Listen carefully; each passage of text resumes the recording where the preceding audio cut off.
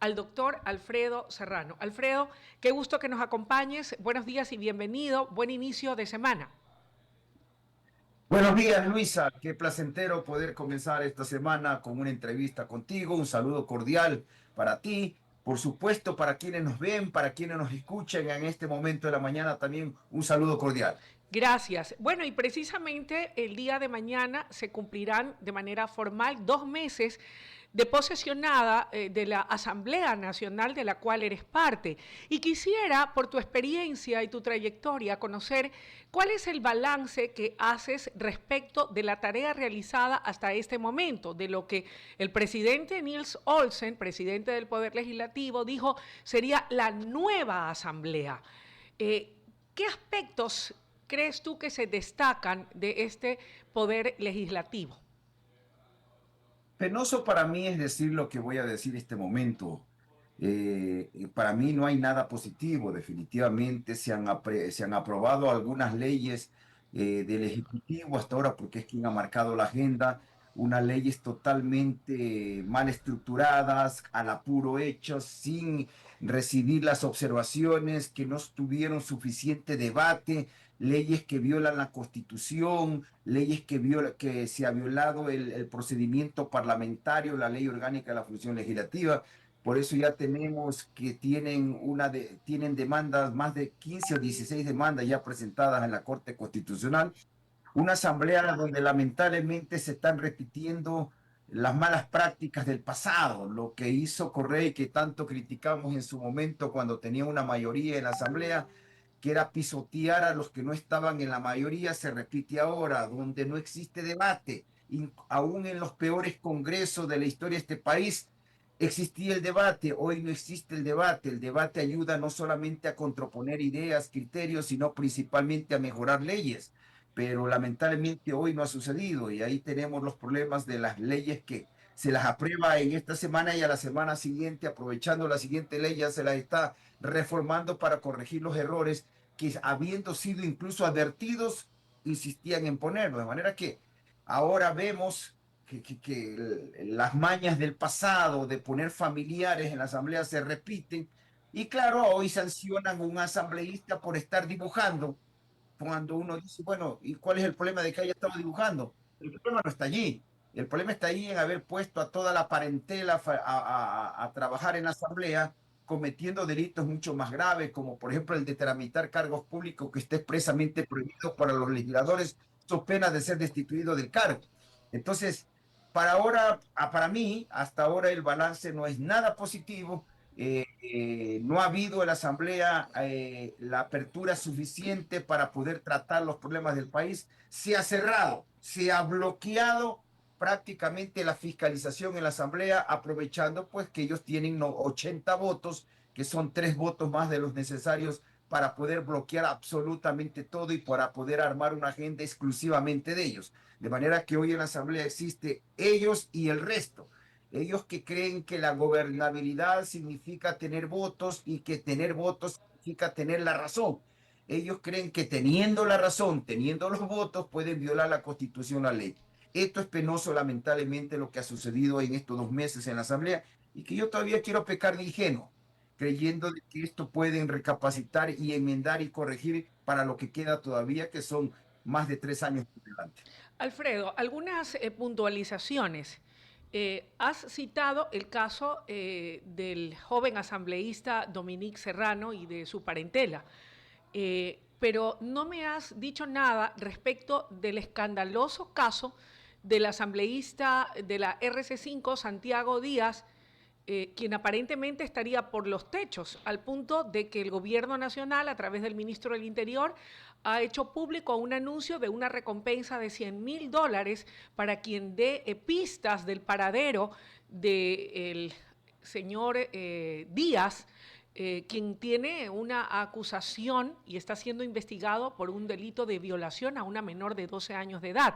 Y tampoco te he escuchado y me gustaría conocer tu opinión respecto de la reciente dimisión, la semana pasada, de la asambleísta hoy independiente Yajaira Urresta, quien hizo público que debía retirarse entre otras cosas, y más adelante ella nos ampliará en una entrevista a las 9 de la mañana, que había sido vejada, humillada e insultada por parte de las máximas figuras de la Revolución Ciudadana.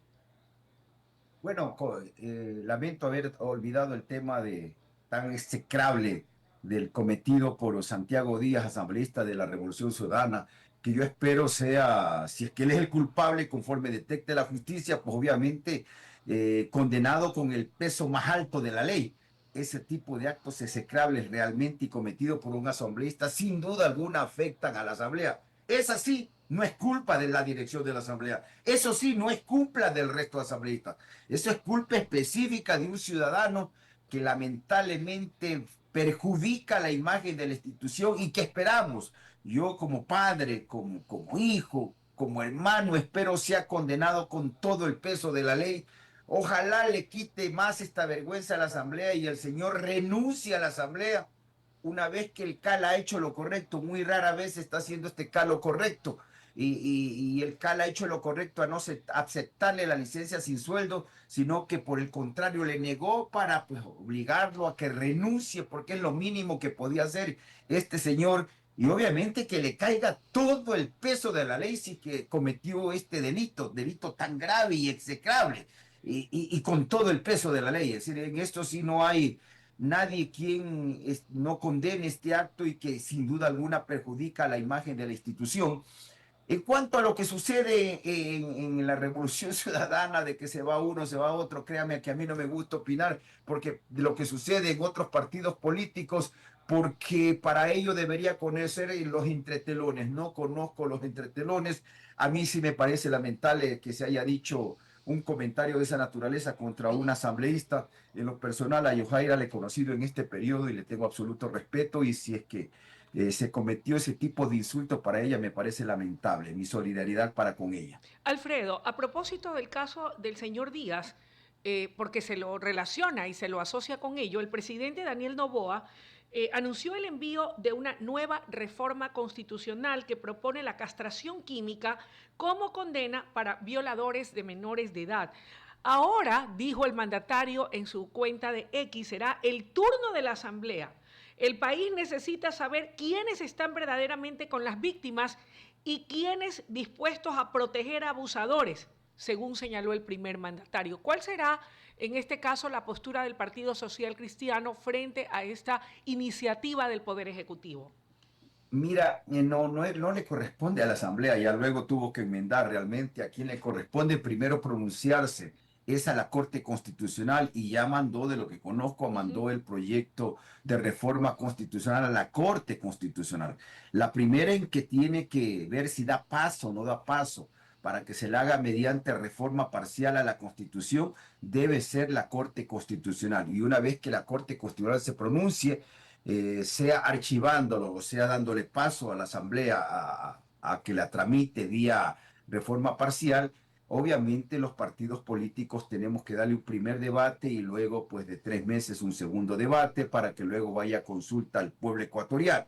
Veremos qué pasa con la Corte Constitucional, si es que la Corte da paso. Hay tratados internacionales de la cual el Ecuador es parte, de manera que por ahora no nos queda más que esperar para que se pronuncie la Corte. Nosotros luego nos reuniremos como organización política para tomar una decisión una vez que se haya pronunciado la Corte. A propósito del pronunciamiento de la Corte, tú decías bien, son más de 18 las demandas de inconstitucionalidad que ya reposan en la Corte Constitucional por la trilogía de leyes que de una u otra manera, de acuerdo a quienes han presentado esas demandas, afectan a intereses de esos colectivos ciudadanos importantes. ¿Cuál crees tú que sea la suerte de estas demandas, por un lado, y por otro lado, cómo entender o interpretar los hechos que has dicho en la primera parte de tu intervención respecto de que en esta asamblea, que se dijo iba a ser la nueva asamblea, que iba a ser diferente, que iba a ser distinta, no solamente para dar gobernabilidad, sino en donde sus proyectos aprobados reciben tantas y tantas demandas de inconstitucionalidad, ¿A qué atribuirlo? ¿Falta de experiencia, falta de conocimiento, una agenda ya configurada indistintamente de si hay debates, si hay pesos y contrapesos en el seno de la Asamblea? ¿Qué es lo que está ocurriendo? ¿Por qué se dan este tipo de situaciones? Principalmente por la falta de experiencia, por la falta de capacidad con los asesores que tienen, que cometen esta serie de errores, en no entender que hay un marco constitucional vigente, que democracia no solamente es ir a las urnas, que democracia significa, una vez ganado en las urnas, respetar ese marco que incluso frente al pueblo ecuatoriano se lo jura con la Biblia en la mano, respetarlo. De manera de que la gobernabilidad no solamente significa tener votos para hacer lo que a mí me da la gana, para aprobar lo que yo quiera, sino para aprobar lo que es bueno para el país, pero enmarcado dentro de la Constitución y de la ley.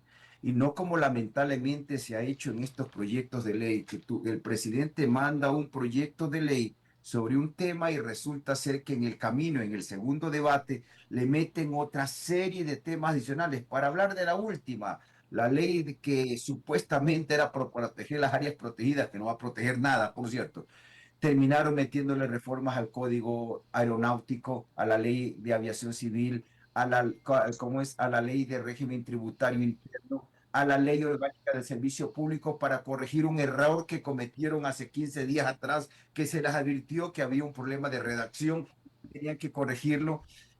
Reformas adicionalmente, otra vez remisión de deudas, intereses para los deudores en este caso de la Corporación Financiera Nacional.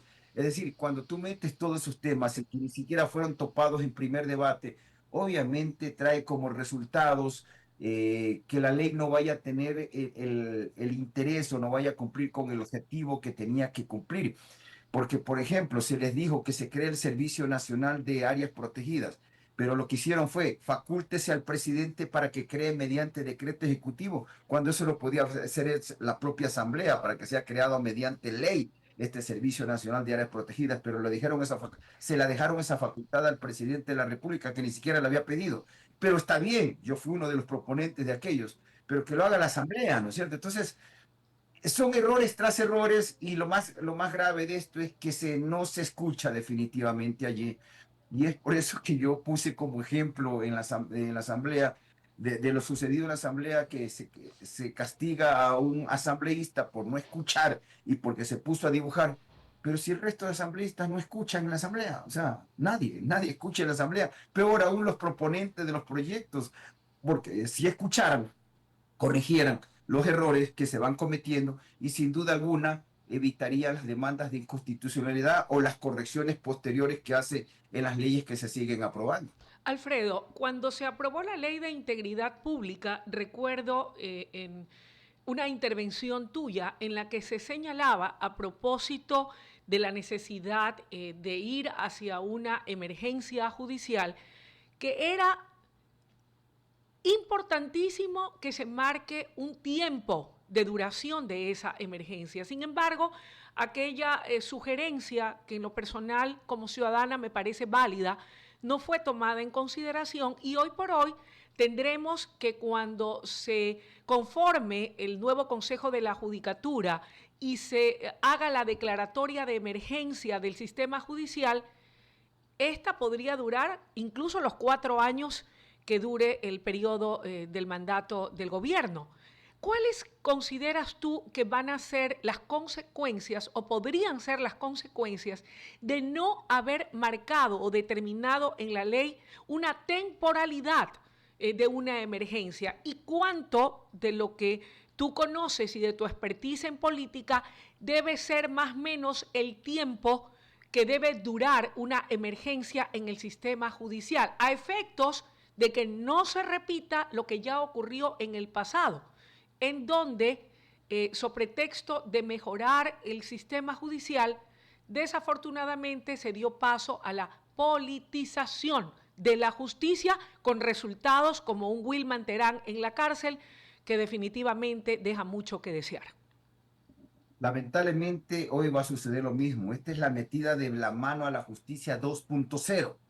En su momento Correa públicamente reconoció cuando metió la mano a la justicia. Ahora no lo dicen que están metiendo la mano a la justicia, pero en el fondo es eso.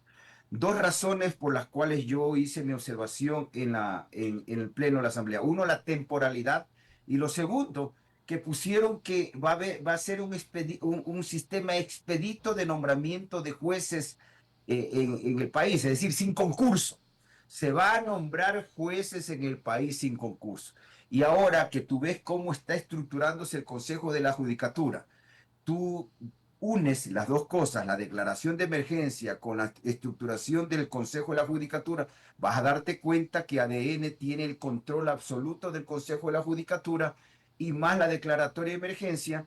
Por lo tanto, se negaron, como era obvio, dentro del libreto que tenían para meterle la mano a la justicia, se negaron a ponerle fecha. Y esa fecha puede durar los 4 años y durante esos 4 años van a estar saca y mete jueces en función de quién cumple los requerimientos que tiene el gobierno o los intereses que tiene el gobierno. Esta metida la mano a la justicia definitivamente hipócrita. Digo hipócrita porque no se lo dice de frente, por lo menos Correa lo dijo de frente, voy a meter las manos en la justicia, ¿sí? Traerá como resultado, sin duda alguna, que dejemos de creer aún más todavía en la justicia en este país. Yo siempre creí que había que declarar en emergencia, pero para dotarle de recursos económicos, porque en la función judicial no tiene ni papel higiénico, no tiene ni papel para imprimir las sentencias que tienen que ir llevando los abogados, la papelería, el papel para que les den imprimiendo la sentencia, que no están pagando los servicios básicos, que de alquiler incluso de las dependencias judiciales. Eso para mí era declarar en emergencia, darle recursos para contratar o para nombrar más jueces, pero siguiendo los procedimientos de concursos. Pero ahora no va a haber concursos con esos artículos tal cual se lo aprobó en la ley de integridad y que más aún ahora que ya vemos cómo se está conformando el Consejo de la Judicatura, donde el gobierno ADN va a tener el control absoluto, algo que tanto, pero tanto criticamos al corrismo, se vuelve a repetir también esta vez en la función judicial. Alfredo, hace pocos, ¿qué será? Una semana y algo más, te vi sentado junto al presidente Nils Holsten y a un representante de los partidos políticos o movimientos con las que está configurada la Asamblea para tratar lo que iba a ser la agenda para los próximos 2 años, lo que resta de este y el año venidero. ¿Cuáles han sido o son las propuestas que el Partido Social Cristiano decidió poner sobre la mesa en esa reunión y fueron aprobadas o no por el titular del legislativo para incorporarlas y trabajar en función de esos objetivos? Bueno, nosotros pusimos nuevamente sobre la mesa el proyecto para quitarle, para que los gobiernos de turno lo conviertan en cajas chica y es para que lleguen a tiempo los recursos a los gobiernos seccionales, llámese juntas parroquiales, municipios o consejos provinciales, para apoyar la agricultura a través del Código Agropecuario que fue vetado por el presidente de la República. Nuevamente hemos vuelto a impulsar ese proyecto y las reformas de carácter penal que están ya en trámite del periodo anterior. Nosotros hemos hecho énfasis en muchos proyectos que ya están en trámite, que fueron iniciativas de la bancada legislativa. Y entonces suman alrededor de 25 proyectos de ley los que propusimos nosotros al presidente de la Asamblea. Y claro, nos dijeron que habían sido aceptados, pero hasta ahora no conocemos una lista que digan estos son los proyectos que han sido incorporados. Solamente me lo dijeron de forma verbal. Hemos incluido las iniciativas del Partido Social Cristiano que tienen que ver, me olvidaba el tema ganadero y pesquero, que también es parte de la propuesta nuestra, en vista de que fueron negados en su momento, y nosotros vamos a volver a insistir, porque eso le ofrecimos al pueblo ecuatoriano y obviamente en eso vamos a insistir, como también en las leyes que envíe el gobierno tendientes a paliar en algo esta crisis de inseguridad ciudadana que vivimos y por eso apoyamos, por ejemplo, el proyecto de ley que luego se terminó llamando de solidaridad nacional, que no sé qué tiene que ver eso con el combate a la delincuencia, pero al menos apoyamos ese proyecto porque nos parecía y nos parece que va en la línea del combate con mano dura contra la delincuencia. Pero hasta ahora no conozco yo o el país no conoce cuál es el listado de proyectos que van a incorporar o que lo van a poner en la agenda. Lo único que existe una resolución del presidente diciendo está aprobada la agenda, pero no conocemos los proyectos. Alfredo, tú iniciaste esta entrevista indicando, de acuerdo a tu respetable opinión, una perspectiva, un balance de lo que ha sido la Asamblea. En esta parte de la entrevista quiero preguntarte, ¿cuáles crees tú que son los correctivos que deben hacerse? Habida cuenta de que definitivamente, y esto no es algo irreal, la mayoría de la Asamblea está compuesta por sangre nueva, gente más joven en edad y gente nueva en la política. De tu experiencia, de tus conocimientos, de tu trayectoria, ¿qué te permitirías respetuosamente sugerir de esa experiencia para poder ir corrigiendo al andar aquellas cosas que hoy por hoy de alguna u otra manera no han permitido poder avanzar con los temas que tú has señalado? O por otro lado, en materia de procedimientos que tal vez no hayan sido los apropiados o los adecuados. ¿Qué cosas deben rectificarse sobre la marcha? ¿Qué se puede hacer más allá de que quien tiene la mayoría, en este caso es el oficialismo, pero siempre la vida me ha enseñado a mí que uno tiene que escuchar y aprender de quienes también han tenido su experiencia, su peso, en este caso en lo político? Cuando me reuní con el presidente Olsen a inicios del periodo, le conté cuál fue mi experiencia en el año 90, cuando yo con 25 años era el diputado más joven que tenía el país. Y lo primero que yo hice durante prácticamente el primer mes es escuchar y escuchar las intervenciones de los legisladores, los debates que había. Porque en los debates tú puedes aprender mucho, de los debates se aprende bastante, pero lamentablemente en la actual asamblea no hay debate. Sí, para el Código de la Democracia debatimos 40 minutos. No puede ser posible. Entonces tú en 40 minutos no puedes aportar mayormente nada al debate.